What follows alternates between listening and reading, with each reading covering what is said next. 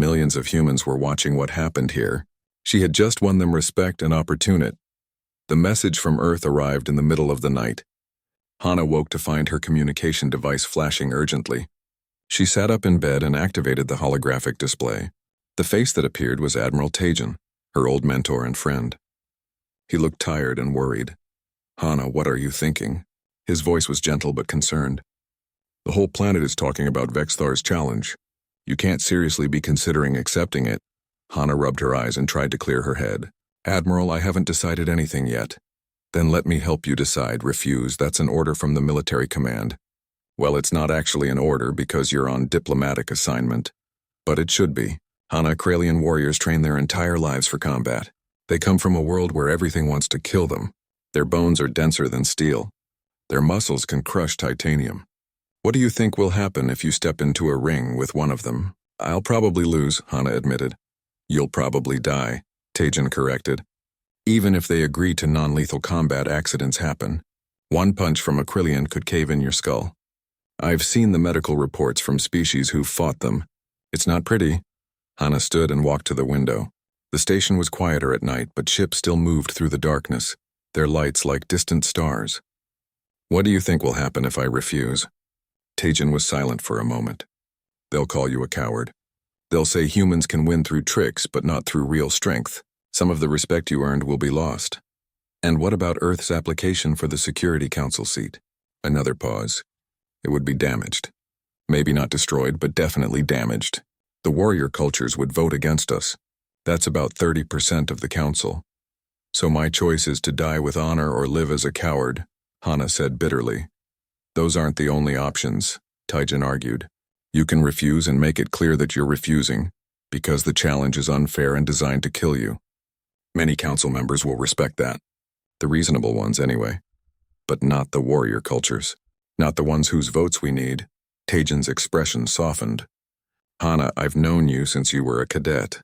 You've always been willing to take risks for the greater good. But there's a difference between bravery and suicide.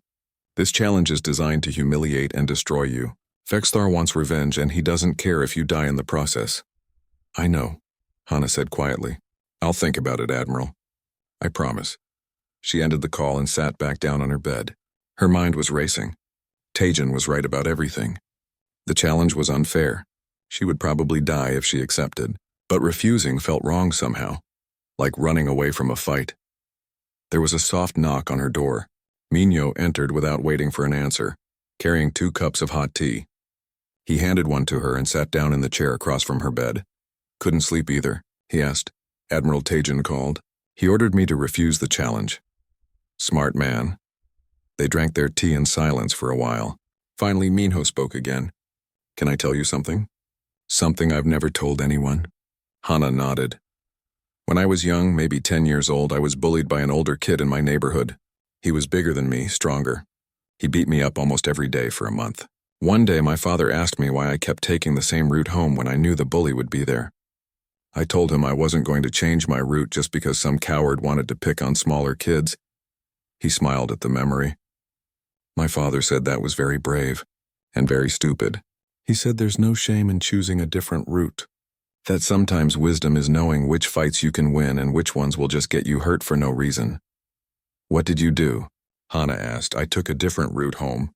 And you know what? I felt like a coward for about a week. But then I realized I didn't feel like a punching bag anymore. And that mattered more than my pride." Hana smiled. "Are you suggesting I take a different route home?" "I'm suggesting that you've already won the fight that matters. You proved humans are smart and creative. You opened doors for our species that were closed before. You don't have anything left to prove to Vexthar or anyone else." "Maybe," Hana said, but doubt still nagged at her. The next morning, the Galactic Council convened for an emergency session. The chamber was packed again, though not quite as crowded as the previous day. Vexthar stood at the center, his posture radiating barely controlled fury. "I call for a formal ruling," he announced. "The humans' use of mechanical assistance violated the spirit of the challenge, even if not the letter. I demand a proper test of combat capability, a trial by combat, as is traditional among warrior species." Ambassador Suman stood to respond. The challenge was completed according to the agreed terms. Admiral Vexthar specified no restrictions on method. To demand a second challenge now is poor sportsmanship and an insult to the Council's arbitration. A Bronthy delegate raised one of his massive arms. The Krelian Admiral has a point. Many of us question whether true strength was demonstrated. Mechanical aids can make anyone appear strong. But in real combat, such aids are not always available. A warrior must be able to fight with their own body. Several other delegates voiced agreement. The chamber divided quickly into two camps. Those who felt the original challenge was sufficient, and those who wanted to see a real test of human capability. Arbiter Thess raised his hands for silence. The Council must vote on whether a second challenge is warranted. However, even if the vote passes, Commander Hana cannot be compelled to accept. The choice is hers. Of course it's her choice, Vexthar said with a sneer. She can refuse and prove that humans are cowards who hide behind their machines. Or she can accept and prove they have honor. Hana sat in the human delegation section, listening to the debate rage around her. Part of her wanted to stand up and accept right now, just to wipe the smug expression off Vexthar's face. But Tajin's words echoed in her mind. There's a difference between bravery and suicide. The vote was called. In favor of a second challenge, 47 votes. Against 41 votes. Abstaining, 12 votes. The motion passed. Vexthar turned to face Hana directly. Well, human, what is your answer? Will you face a Krelian warrior in honest combat? Or will you run back to your soft world with your tail between your legs? Hana stood slowly. The entire chamber fell silent, waiting for her response. She felt the weight of billions of eyes watching through the holographic broadcasts. Everything she said now would be analyzed and judged. I will consider your challenge, Admiral, she said carefully. But I have conditions. Vexthar's eyes narrowed. What conditions? First, the combat must be non-lethal. Victory by submission or incapacitation only. No deaths. Agreed, Vexthar said immediately. The Krelian Empire does not wish to be seen as murderers. We simply wish to prove a point.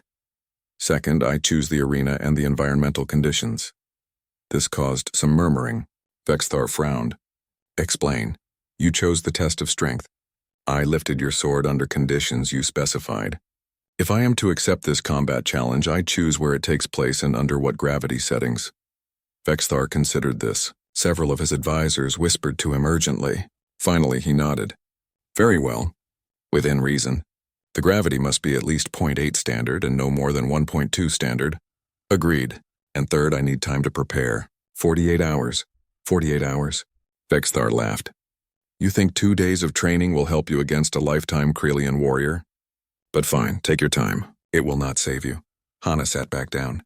She had just accepted the challenge. She could see the shock on Minho's face, the worry on Suman's. But she had conditions now, and conditions created opportunities.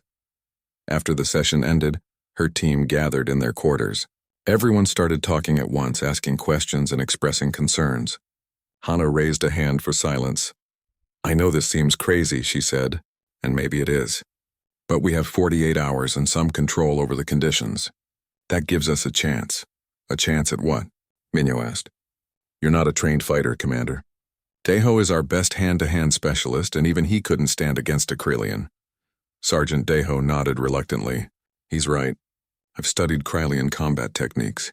They're brutal and efficient. Their 4 arms give them incredible advantages, and their physical strength means every hit they land causes serious damage. Then we need to make sure they don't land many hits, Hana said. She turned to Jiwon. I need you to analyze every recorded Krelian combat match. Find patterns, weaknesses, anything we can exploit. Commander, Jiwon said hesitantly, I'm not sure there are weaknesses. They're pretty much designed to be perfect fighters. Nothing is perfect, Hana insisted. Everything has weaknesses if you look hard enough. Find them, she turned to Deho. You're going to train me. I know we only have 2 days, but teach me whatever you can. Focus on evasion and precision strikes. I'm not going to win by overpowering a Krelian. I need to be faster and smarter. Deho looked doubtful but nodded. I'll do my best, Commander. And Minho, you're going to research arena configurations. I said I could choose the environment. Let's make sure we choose one that gives us every possible advantage.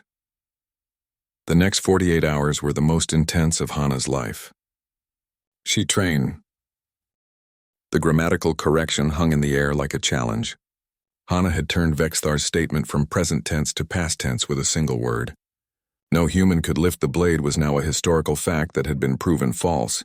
The distinction was small but profound, and everyone in the chamber understood it. Admiral Vexithar stood frozen, his forearms hanging at his sides. His expression cycled through disbelief, anger, and something that might have been respect before settling back on anger. The green scales on his face had darkened to almost black. "Impossible," he said finally. His voice was quiet but carried clearly through the silent chamber. "The device. It must provide power." "Inspector, check it again." The technical inspector scuttled forward once more, but Arbiter Thess raised a hand. "Admiral, the equipment was inspected and approved before the attempt. The lift was valid. The human succeeded. She used tricks." Vexthar's voice rose to a roar. "Mechanical advantages and leverage. That is not true strength." Hana remained calm. "The challenge was to lift the blade. You specified no method. You required only that it be lifted and held for 3 seconds. I have done exactly that." Thess nodded slowly. "Commander Hana is correct. The terms of the wager did not specify how the blade must be lifted, only that it must be lifted. The requirement has been met." The crowd's reaction was divided. Many species cheered and celebrated. The humans present were ecstatic. Ambassador Suman had tears running down her face. But others looked uncertain or disappointed. The Krylian section of the crowd was completely silent, staring at their admiral with confusion. Vexthar's 3 warriors stepped forward, as if preparing for violence, but their commander raised a hand to stop them. He took several deep breaths, clearly fighting to control his temper. Finally, he spoke again, his voice tight with suppressed rage. "Very well." The human lifted the blade. "The wager is binding," he practically spat the words. "The Krylian Empire will honor its agreement. Human cadets will be permitted to attend our military academies." He turned away from Hana and began walking toward the exit. But then he stopped and looked back. "But know this, Commander Hana. You may have won this challenge through cleverness, but cleverness alone does not make a warrior. Real combat is not a puzzle to be solved with mechanical frameworks. It is blood and pain and survival. Your kind will learn this when they come to our academies." With that, he strode from the chamber, his warriors following behind him. The Krylian section of the crowd filed out as well, their mood dark and hostile. But the rest of the chamber erupted in celebration. Delegates from dozens of species crowded around Hana, offering congratulations and requesting to examine the framework. The technical inspector was already taking detailed scans, fascinated by the human engineering. Ambassador Suman pushed through the crowd and embraced Hana. "You did it," she said, her voice choked with emotion. "Do you understand what you've accomplished? This changes everything for Earth." Hana returned the embrace briefly, then stepped back. She was exhausted, both physically and emotionally, but there was still work to be done. "The agreement needs to be formalized immediately, Ambassador, before Vexthar has time to find loopholes or reasons to back out." "Already being drafted," Suman assured her. "The Council's legal team is preparing the documents now. They'll be ready for signatures within the hour." Minho appeared at Hana's side with a container of water. She drank gratefully, her throat dry from the tension and effort. Jiwan was nearby, surrounded by alien scientists who wanted to understand the mathematics behind the lift. She was explaining excitedly, drawing diagrams in the air with a light pen. Arbiter Thess approached Hana, moving slowly on his ancient legs. "Commander, may I speak with you privately for a moment?" Hana nodded and followed him to a quieter corner of the chamber. The old Quillian looked at her with eyes that had seen millennia of history. "That was remarkable," he said quietly. "Not just the lift itself, but what it represents. Do you know why the sword of Thalmor has remained in this chamber for 3,000 years? "As a test of strength," Hana replied. "That is what most believe," Thess agreed. "But I'm old enough to remember the precursors, or at least the tail end of their civilization. I met one once when I was very young. They were not obsessed with strength. They valued intelligence and problem-solving above all else. The sword was never meant to be a simple test of power." Hana felt a chill run down her spine. I mean that you are the first being in 3,000 years to understand what the precursors intended. The sword tests not whether you are strong, but whether you are smart enough to realize that the problem can be solved in ways beyond simple strength." Thea smiled, an expression that looked strange on his alien features. "The precursors would have liked you, Commander." He walked away slowly, leaving Hana to process his words. She looked back at the sword still resting on its pedestal. For 3 millennia, Thousands of warriors had approached it. All of them had seen a strength test. None of them had thought to question that assumption. Until today. The next hour passed in a blur of activity. Legal documents were signed and witnessed. Holocordings were made official. The Krillian Empire's agreement was locked into council law, impossible to break without severe diplomatic consequences. Vexthar returned long enough to place his mark on the documents, his expression showing pure hatred, but he said nothing. When the formalities were complete, Ambassador Suman addressed the assembled council. Today marks a new era for humanity. We have proven that we belong among the stars. Not because we are the strongest, but because we refuse to accept limitations. We look at problems from new angles. We find solutions others miss. This is what humans offer to the galactic community. The response was mixed. Many species applauded. Others remained silent, clearly uncertain about what humanity's success meant for them. The balance of power in the galaxy had just shifted, even if only slightly, and change always made people nervous. As the crowd began to disperse, a tall alien with purple skin and 6 arms approached Hana. She recognized him as Ambassador Corvell of the Droxian Federation. "Commander, my government would like to discuss a possible technology exchange with Earth. Your framework design has applications far beyond lifting ancient swords. Would you be willing to meet with our engineers?" Before Hana could answer, another alien approached. Then another. Within minutes, she was surrounded by delegates offering trade agreements, cultural exchanges, and joint research projects. The lift had made humanity relevant in a way that years of diplomatic efforts had not. Minho pulled her aside after the 20th such offer. "Commander, this is incredible. We're going to need a much larger diplomatic staff just to handle all these requests." "Alert Earth," Hana said. "Tell them to send more people. And tell them to send our best. We can't waste this opportunity." But even as she said it, Hana felt a nagging worry. Vexthar's final words echoed in her mind. Real combat is not a puzzle to be solved. She had won this challenge, yes, but she had also made a powerful enemy. The Krillian Empire would not forget this humiliation. Later that evening, back in her quarters, Hana's team gathered to celebrate. Someone had acquired drinks from 6 different worlds. Deho was retelling his own attempt at the lift, embellishing details for comedic effect. Jiwan was still sketching designs, already thinking about improvements to the framework. Minho raised his glass in a toast. To Commander Hana, who proved that humans can do the impossible. Everyone cheered and drank. But Hana noticed that Minho's smile didn't quite reach his eyes. After the others had drifted into smaller conversations, he pulled her aside. "We should talk about security," he said quietly. "The Krylians are furious. I've been monitoring station communications. There's a lot of angry chatter from their delegation. Do you think they'll try something?" "I think we embarrassed a very proud warrior culture in front of the entire galaxy." "Yes, I think they'll try something." Minho paused. "The question is when and how," Hana sighed. She had known this wouldn't be the end of it. Victory always came with consequences. Double the guard rotations. Make sure nobody goes anywhere alone. And start working on exit strategies. If things get bad, I want to be able to evacuate the team quickly. "Already done," Minho said. "But there's something else. Vexthar sent a message to the council an hour ago. He's filed a formal complaint about the challenge results." "On what grounds?" He claims that allowing mechanical aid sets a dangerous precedent. "He's arguing that the spirit of the challenge was violated even if the letter was not. And he's demanding—" Minho hesitated. "Demanding what?" "A rematch. A second challenge. He wants you to face a Krylian warrior in traditional combat. No frameworks, no tools. Just hand-to-hand fighting." Hana felt her stomach drop. That was exactly what she had feared. Vexthar wasn't going to let this go. He was going to keep pushing until he found a challenge that humans couldn't win. What did the council say? They're debating it now. Some members think Vexithar is being a poor sport. Others think he has a point. The Bronthi delegation in particular is supporting him. They're saying that true warrior cultures should support his position. Hana walked to the window and looked out at the stars. Earth was somewhere out there, too far away to see but close enough to feel. The morning of the challenge arrived with unusual stillness. Hana woke early in her quarters, her mind already running through the sequence of movements she would need to perform. She had practiced it 100 times over the past 3 days, but there was no room for error today.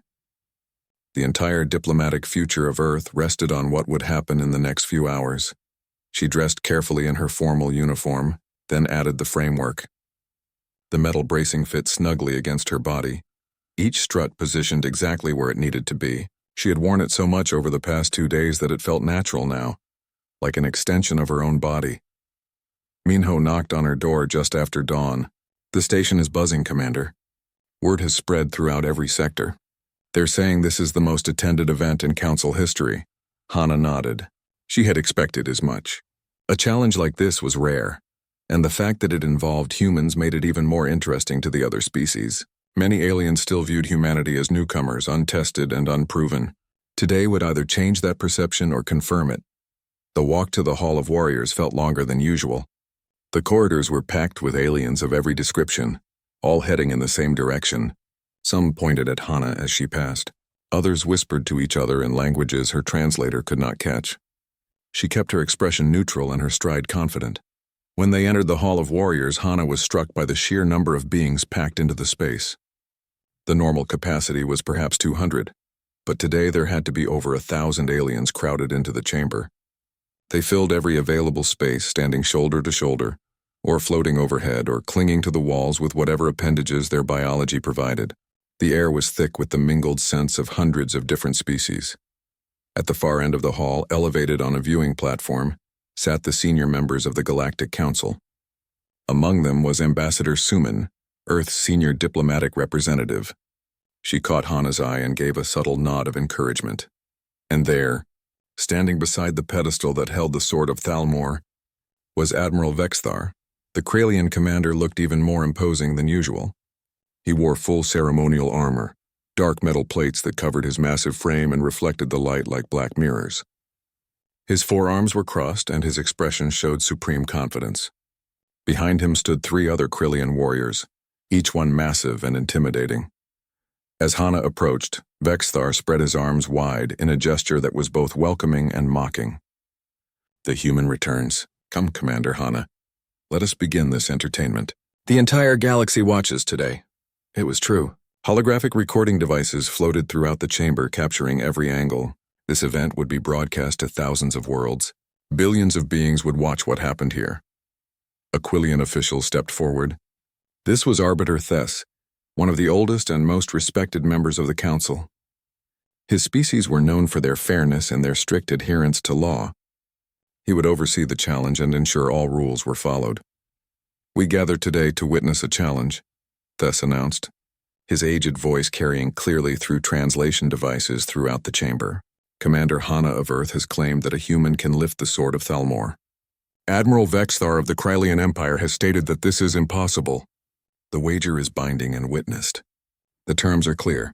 A human must lift the blade completely clear of its pedestal and hold it for a minimum of 3 seconds. He turned to Hana. "Commander, do you understand the terms?" "I do," Hana replied clearly. "And you wish to proceed?" "I do." Thess gestured toward the sword. "Then make your attempt." Hana stepped forward, but Vexthar raised one of his massive hands. "A moment, Arbiter. I wish to inspect the device the human wears." Murmurs ran through the crowd. This was technically within his rights. The rules stated that no powered assistance was allowed, and Vexthar clearly suspected the framework might violate this rule. "Of course," Hana said calmly. "Inspector, please verify that my equipment contains no power source."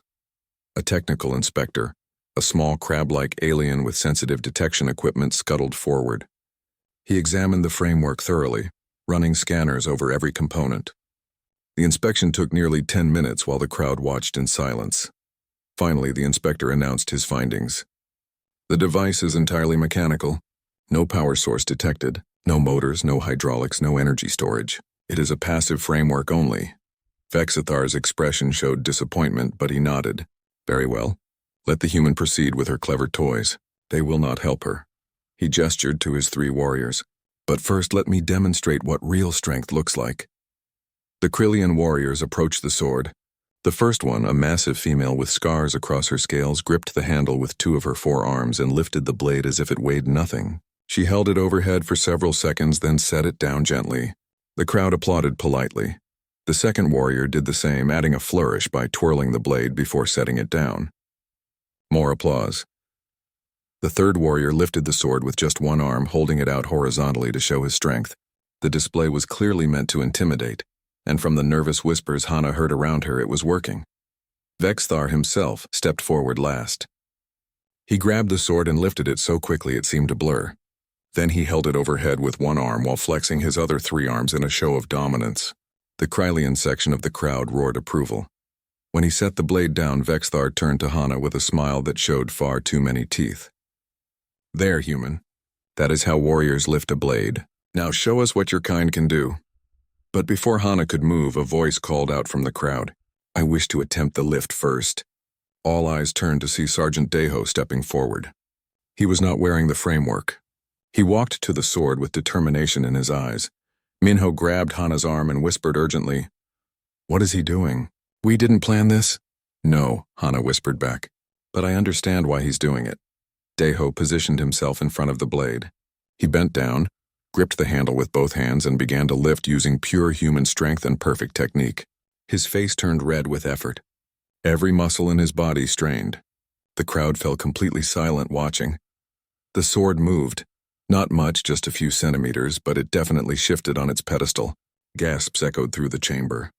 No light gravity species had ever managed even that much. Deho adjusted his grip and pulled harder. The blade lifted another few centimeters, then a few more. For a moment it seemed like he might actually succeed, but the angle was wrong. The blade began to tip forward. Deho tried to compensate, but the weight was too much. With a grunt of frustration, he had to set it down. He stepped back, breathing heavily, sweat pouring down his face. "I cannot lift it," he announced clearly. "Not with strength alone, but I moved it further than any other light worlder in history." The crowd erupted in discussion. He was right. The historical records showed that no species from a low-gravity world had ever moved the blade more than a millimeter. Deho had lifted it several centimeters. Vexthar looked less amused now. Impressive for a human, but still a failure. Des raised his hands for silence. The attempt was notable, but it did not meet the requirements. The blade must be lifted completely clear. Does Earth have another champion to make the attempt? Hana stepped forward. "I do, Arbiter. I am ready." She walked to the pedestal and looked down at the sword of Thalmor. The ancient blade seemed to absorb the light around it. She could feel the weight of thousands of years of history, of all the warriors who had lifted it, of all those who had failed. She knelt beside the blade and began making marks on the floor with a piece of chalk. Small, precise marks at specific distances and angles. The crowd watched in confusion. What was she doing? Next, she adjusted the framework, making tiny modifications to the angle of the struts. Each adjustment was careful and deliberate. She checked the positions 3 times. "Enough theatrics," Vexthar boomed. "Either lift the blade or admit defeat." Hana ignored him. She was running through the sequence in her mind, visualizing each step, the position of her feet, the angle of her body, the 3 points where she would apply force, the timing of when to shift her weight. Finally, she stood and faced the sword. The entire chamber held its breath. She stepped into position, her feet on 2 of the chalk marks.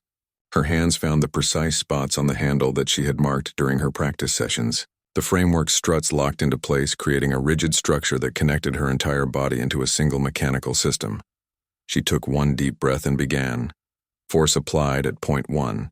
The blade shifted slightly. Force at point 2. More movement. She adjusted her angle exactly as planned. Force at point 3. The blade began to rise. It was not a quick lift like the Krylian warriors had demonstrated. It was slow and controlled. Every centimeter required perfect balance and exact application of force. Hana's face showed intense concentration, but not the explosive effort that Deho had shown. This was precise engineering, not brute strength. The blade lifted higher, 10 centimeters clear of the pedestal. 20 centimeters, 30. The crowd was absolutely silent now. Every eye in the chamber was fixed on Hana and the rising blade. 40 centimeters. 50. The next morning, Hana's team gathered in their assigned quarters on the station. The room was small but functional, with workstations set up along one wall and a large display screen dominating the other. Science Officer Jiwon stood in front of the screen, which showed detailed schematics of the Sword of Thalmor. "The blade is made from compressed neutronium alloy," Jiwon explained, pointing to the data streaming across the screen. "It's incredibly dense. The total mass is 407 kilograms, to be precise. The length is 2.3 meters, with most of the weight concentrated in the blade itself rather than the handle. Hana studied the numbers carefully. 407 kilograms meant the sword weighed more than 8 adult humans combined. She watched as Jiwon brought up comparison data. For context, Commander, the average human can deadlift about their own body weight with training. Elite strongmen on Earth can lift perhaps 250 kilograms in optimal conditions. This sword requires approximately 12 times normal human strength just to get it off the ground. What about the species that have lifted it? Hana asked. Jiwon pulled up a new set of data. Images of various aliens appeared on the screen. 47 documented successful lifts in the sword's recorded history. All of them came from high-gravity worlds. The Krylians, obviously, from a planet with 4 times Earth's gravity. The Bronthi, from a world with 5 times our gravity. The Carthons 3.8 times. The pattern is clear. Lieutenant Minho crossed his arms. So we're looking at species that evolved to be naturally stronger than us. Their muscles, their bones, their entire biology is designed for higher gravity. Exactly, G1 confirmed. There have been 73 attempted lifts by species from lower gravity worlds. All failed. Some failed badly, with injuries to the lifter. The room fell silent for a moment. The numbers painted a grim picture. What about our strongest personnel? Hana asked. Marine Sergeant Daeho volunteered to attempt the lift. What are his chances? Jiwon pulled up another file. Sergeant Daeho is our strongest crew member. He can deadlift 190 kilograms on Earth. In the station's standard gravity, which is slightly lower than Earth's, maybe 200, that's still only half of what's needed. Hana nodded slowly. She had expected as much. Let's bring him in anyway. I want him to attempt the lift in private. We need to understand what we're dealing with. An hour later, they stood in the Hall of Warriors. The chamber was empty except for Hana's crew. Station security had granted them private access for training purposes. Sergeant Daeho approached the sword, rolling his shoulders and stretching his arms. He was a large man by human standards, heavily muscled from years of military training. Standard deadlift technique, Hana instructed. Just like training.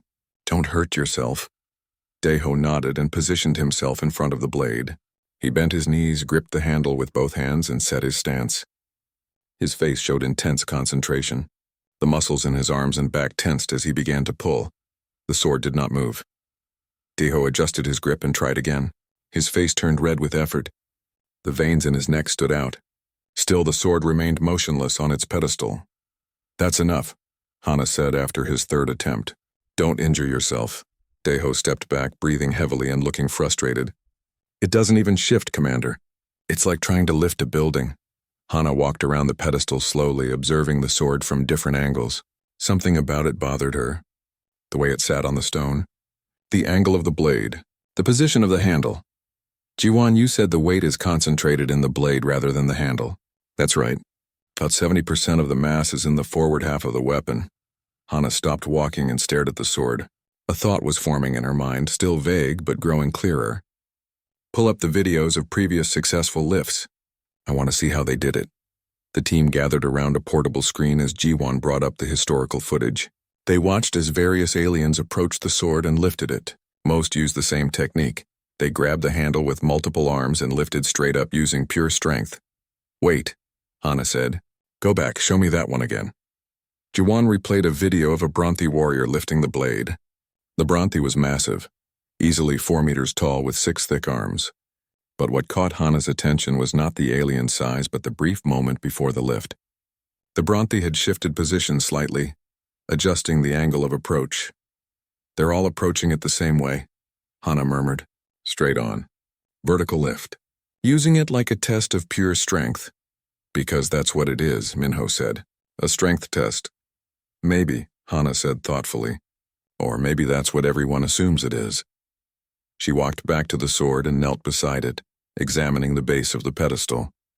There were scratches in the stone, worn marks that showed where the blade had rested for thousands of years. She ran her fingers along the handle, feeling the texture, testing how it sat in her grip. What are you thinking, Commander? Jiwon asked. Hana stood up and looked at her science officer. I'm thinking about why humans became the dominant species on Earth. It wasn't because we were the strongest. Lions were stronger. Bears were stronger. Even chimpanzees are stronger than us, pound for pound. We use tools, Jiwan said, understanding dawning in her eyes. We use tools, Hana confirmed. We used intelligence. We used leverage and mechanical advantage. We learned to make our weaknesses irrelevant by being smart enough to work around them. She turned back to the sword. This blade was made by the precursors. Everything I've read about them suggests they were brilliant engineers. They built structures that still stand after millions of years. They created technology we still don't fully understand. Does it make sense that they would create a test that only measures raw strength? Minho frowned. What are you suggesting? I'm suggesting we're all looking at this wrong. Maybe it's not about being strong enough to lift it. Maybe it's about being smart enough to figure out how. Over the next 2 days, Hana's team worked almost without sleep. Jiwan ran simulation after simulation, calculating angles and force vectors. The engineering team fabricated a custom piece of equipment based on Hana's specifications. It looked like a framework of metal struts and joints, designed to fit around a person's body. It's not powered, Hana explained to her team as they assembled the final version. No motors, no hydraulics. That would violate the rules of the challenge. This is purely mechanical. It's a brace, designed to provide structural support and optimize force distribution. She demonstrated how it worked. The framework attached to her shoulders, back, and legs. Metal struts ran down her arms and connected to specialized grips. When she moved, the framework moved with her, but it added no force of its own. What it did do was act as a series of levers, allowing her to apply force at multiple points simultaneously. The sword's center of mass is forward, Jiwan explained, pointing to a diagram. That makes it want to tip forward when lifted. Everyone who's lifted it before just powered through that imbalance with raw strength. But if we apply force at 3 specific points, here, here, and here, we can use the blade's own weight as a counterbalance. The framework lets Commander Hana maintain the precise angles needed while distributing the load across her entire body. It's brilliant, Minho admitted. But will it work? There's only one way to find out, Hana said.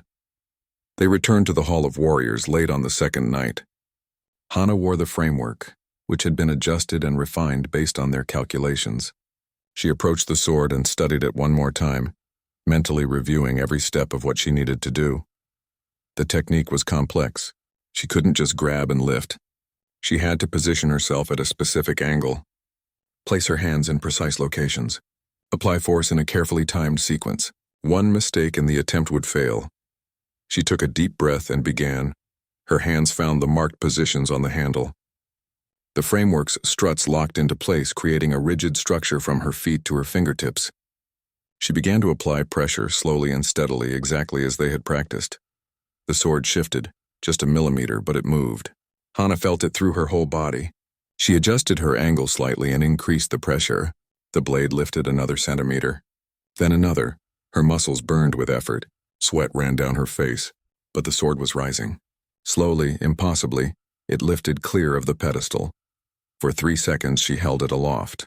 Then she carefully lowered it back down and stepped away, breathing hard. Her team erupted in cheers. Minho was grinning widely. Jiwan looked amazed. Even Deho was clapping and laughing. You did it, Minho said. You actually did it. Hana allowed herself a small smile. We did it, all of us. And tomorrow we're going to do it again in front of the entire council. She looked at the sword one more time. Tomorrow, Admiral Vexthar would learn an important lesson about humans. They might not be the strongest species in the galaxy, but they were certainly among the smartest. And intelligence, properly applied, could move mountains. Or in this case, a 400-kilogram sword.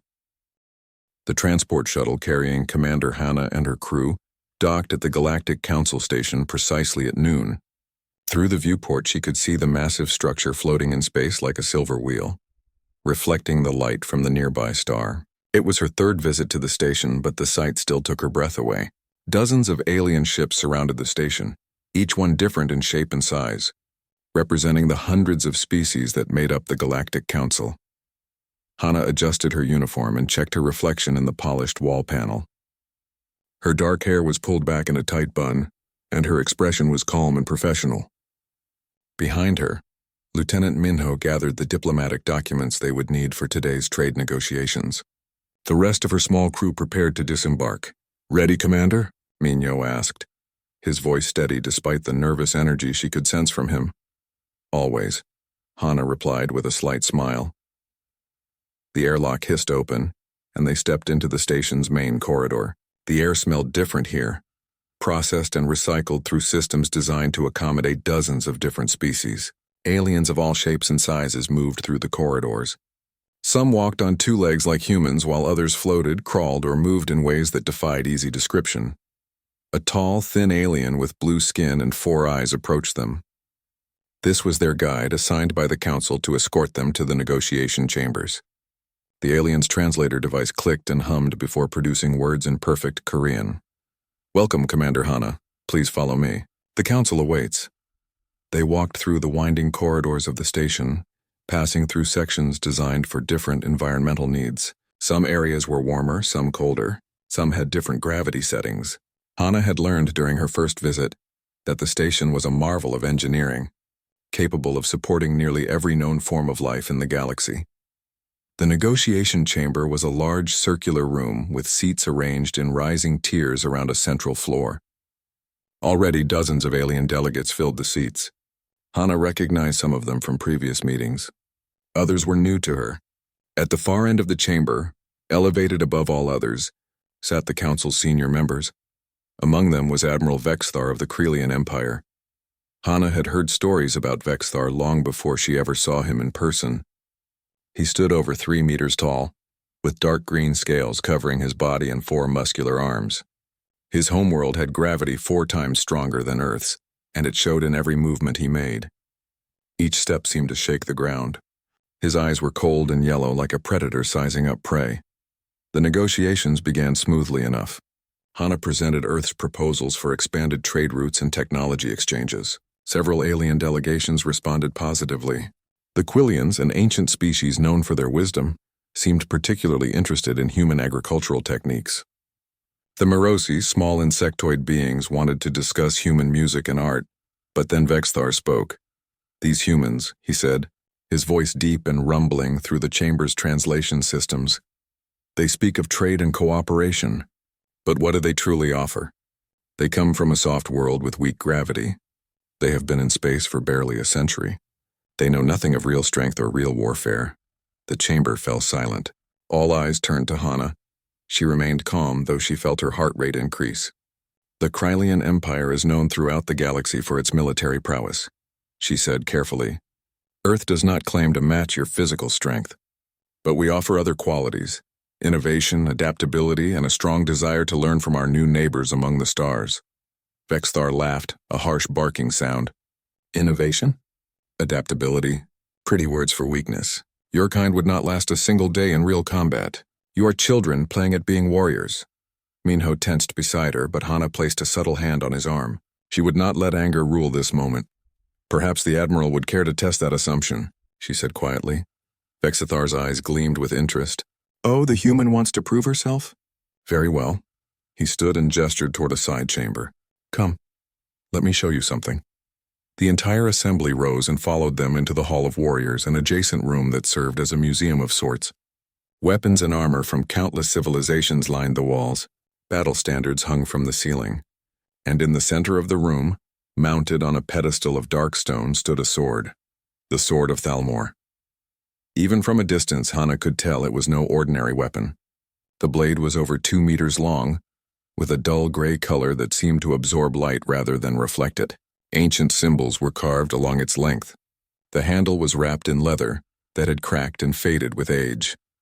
"This blade," Vexthar announced to the crowd gathering around them, "has stood in this chamber for 3,000 years. It was forged by the precursors, the ancient ones who came before all of us. It weighs more than 400 kilograms.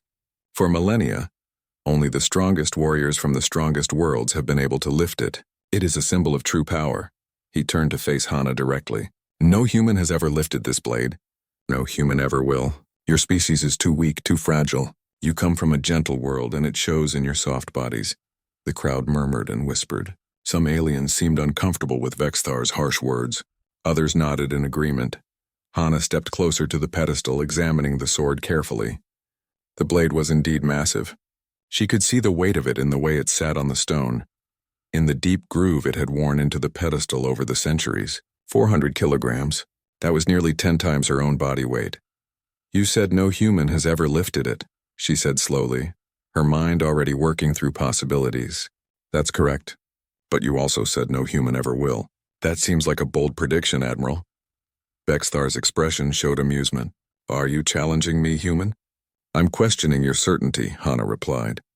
Would you be willing to wager on that certainty? The Admiral's eyes narrowed. Around them, the crowd grew more interested.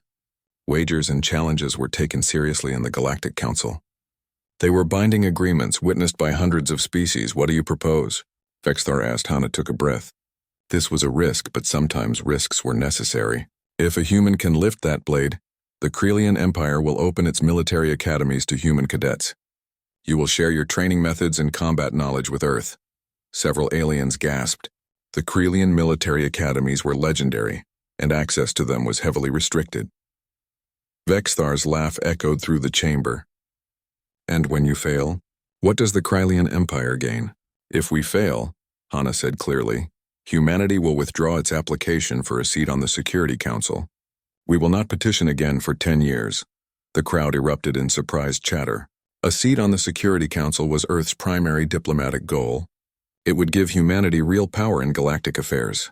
To risk that on a single challenge was either brilliant or insane. Minho grabbed her arm. Commander, we should discuss this. But Vexthar was already extending one of his massive hands. I accept your wager, human. When shall we conduct this entertaining demonstration of your species' weakness? Hana met his gaze steadily. I require 3 days to prepare. 3 days? Vexthar laughed again. Will you spend that time growing stronger? Building bigger muscles? It will not matter. But very well. 3 days. We will reconvene here, and the entire council will witness your failure. He turned and strode from the chamber, his footsteps heavy on the metal floor. The crowd slowly dispersed, some aliens giving Hana sympathetic looks, others shaking their heads at human foolishness. When the chamber was finally empty except for her crew, Minho turned to her with wide eyes. Commander, that blade weighs 400 kilograms. Our strongest Marines couldn't lift half that weight. What are you planning? Hana walked closer to the sword, studying it from every angle. She noted the balance, the grip, the way it sat on the pedestal. Her mind was already racing through calculations and possibilities. I'm planning, she said quietly, to show the Admiral something about humans that he doesn't understand yet. We don't win by being the strongest, Minho. We win by being smarter. She reached out and touched the sword's handle lightly, feeling the texture of the ancient leather. The metal was cold against her fingertips. Get me G1, she said. I need complete technical specifications on this blade. Weight distribution, center of balance, material composition, everything. And I need our engineering team to start working on something for me. What are we building? Minho asked. Hana smiled. A solution.